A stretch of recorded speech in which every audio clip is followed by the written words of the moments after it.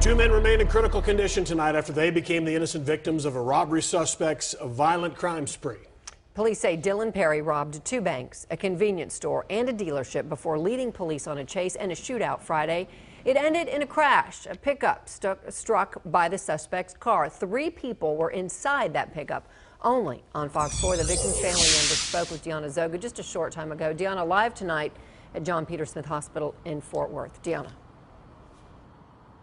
Well, Heather, the driver of that pickup who was hit by the suspect is still in critical condition here, as you mentioned, at JPS. The family says the 41-year-old father of 3 has not regained consciousness since that crash. And he also has brain injuries, is what they tell me. Joe Howard was driving the red pickup with his roommate and a friend on West Division near Bowen in Arlington, not far from his home on Friday, when a wrong-way driver in a stolen BMW plowed into them, putting Joe in intensive care with his family, waiting for any sign that he'll pull through. There was a very bad brain hemorrhage, and he is not conscious at all. I saw him open his eye for the first time in 3 days, a few moments ago.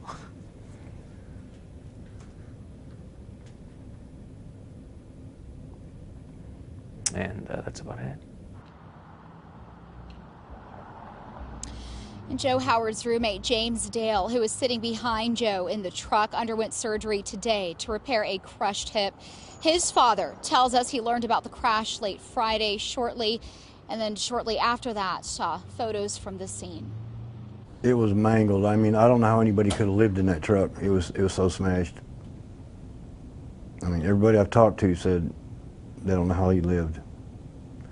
I guess it just wasn't his time to die. None of them.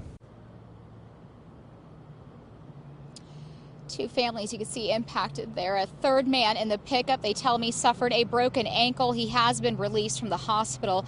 Joe Howard's family says that the man was on the passenger side of the truck and remembers the crash. He told the family that the truck pulled over as the police chase passed, but then that stolen BMW turned around going the wrong way, and Heather slammed right into their truck. And that is the last thing the man who came out of this with a broken ankle remembers and passed on to the family here. Back to you.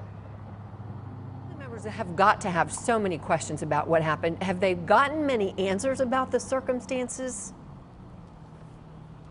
Right, they've been here at the hospital for the most part, but there were a couple questions that they did tell me they each had, and separate questions, really. Joe Howard's brother tells me he wants to know more about this suspect and the stolen BMW. He does know that he is an ex-con, that the man had a record. Want to know exactly what circumstances allow that man to go back out onto the streets. And James Dale's dad tells me he wants to know more about this chase, the circumstances behind it, if it could have been avoided, because as he said, so many people were impacted by this horrible crash. Back to you. And you know, they're right when they say you look at that truck, it's amazing that anybody survived, but they did.